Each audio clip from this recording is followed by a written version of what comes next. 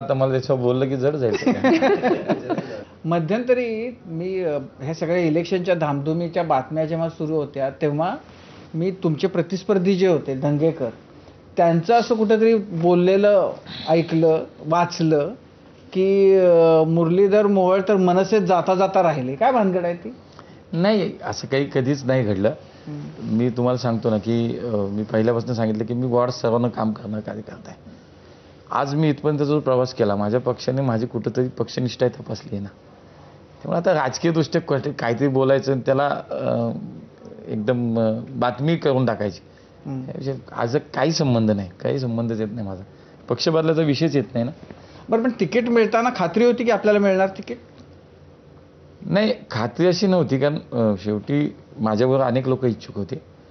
पण एक थोडा विश्वासाचा वाटत होता की आपण महापौर म्हणून जे काम केलं आहे त्यामुळे शहराचा आवाका आहे, शहर माहिती आहे, शहरातले प्रश्न माहिती आहेत, शहरातले नेमकं आत्ता वेगवेगळ्या विषयातलं वास्तव काय ते आपल्याला समजते.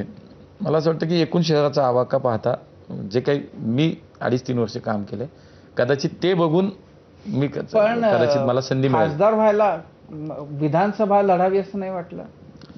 इच्छा विधानसभाच होती. खरं उत्तर विधानसभा लढायची इच्छा होती, पण शेवटी थेट वरती यायला मिळालं.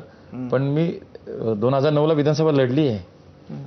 ज्यावेळेला डिलिमिटेशन झालं 2009ला मी खडकवासला विधानसभा गोल्डमॅन वांजळे आठवत असेल तर तो काय माझा मतदारसंघ नव्हता. मी कोथरूडमध्ये, तो नवीन झाला खडकवासला आणि त्यावेळेस मी शहराचा युवक अध्यक्ष, युवा मोर्चाचा अध्यक्ष होतो 2009ला. आणि मुंडे साहेबांनी सांगितलं की तू निवडणूक लढ तिथं.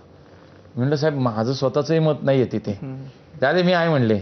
आता असं म्हटल्यानंतर, कारण तिकडं तसं आमच्याकडं नवीन झाला, ग्रामीण भाग जोडला गेला शहरी भागाला, संघटन त्या मानानं तसं तितकं त्यावेळेला सक्षम नव्हतं. निवडणूक फार काही कोणी जिंकेल अशी परिस्थिती वांजळींनी खूप तयारी त्यांनी केली होती. ते अगदी त्यांच्या काशी यात्रापासून त्यांच्या बाकीचे अनेक उपक्रम लोकांशी त्यांचं 2-4 वर्ष त्यांनी खूप ठरवून काम केलं होतं. आणि मला माहिती होतं निवडणूक आणणारे अवघड आहे. तरी मुंडे साहेबांनी सांगितल्यानंतर मग आदेश असतो, नेत्याचा आदेश हा मानायचा असतो काही असलं तरी. तेव्हा हरणार हे माहिती असून सुद्धा मला 2009ला विधानसभेचं तिकीट मिळालं. मी खडकवासला विधानसभेत 2009ला निवडणूक लढली.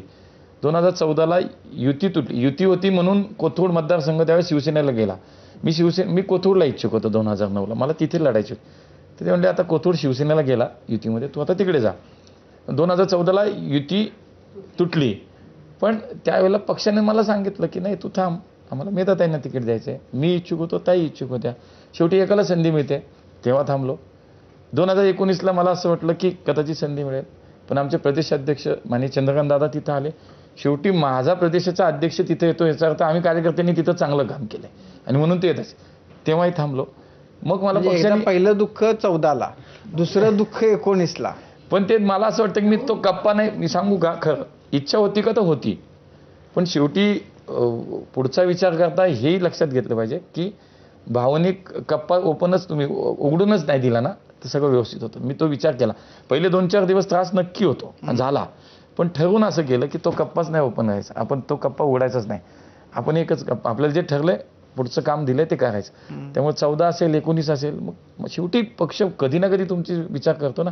मला लगेच महापौर केलं माझ्या पक्षाने. असं आहे की आता तुम्ही खासदार झालात, मंत्री झालात, तर आता अनेकांनी असे मनाचे कप्पे झाकून ठेवले.